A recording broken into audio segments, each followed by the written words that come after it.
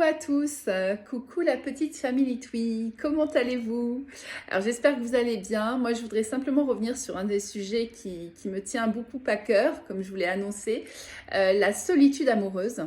Et simplement pour préciser que la solitude amoureuse ne concerne pas uniquement les personnes célibataires. Alors en effet, on peut être en couple et se sentir extrêmement seul dans sa vie de couple, que ça soit au niveau d'une sensation d'éloignement de l'autre. Il est là sans être là, ou elle est là sans être là.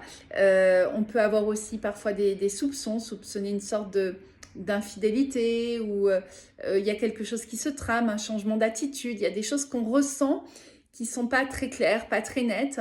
Et ce qui est difficile à ce moment-là, c'est que l'autre qui peut être jusqu'à là notre complice, à qui on va pouvoir justement exprimer cette sensation-là, ne va pas forcément être là pour accueillir notre émotion, nos sensations.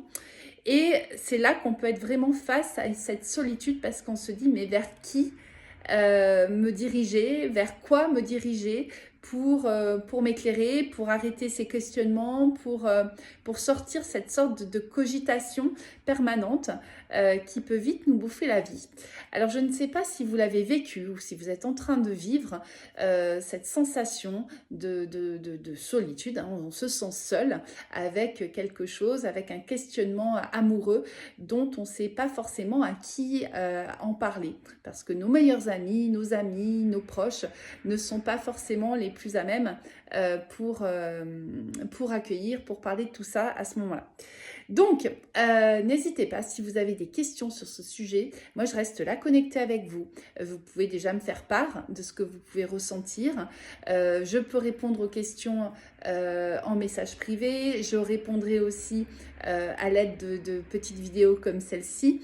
Et puis, je vais vous proposer prochainement des espaces un peu plus privés où je vais vous partager des ressources, des outils qui peuvent nous aider à traverser certaines périodes de vie qui peuvent être pas faciles d'un point de vue amoureux.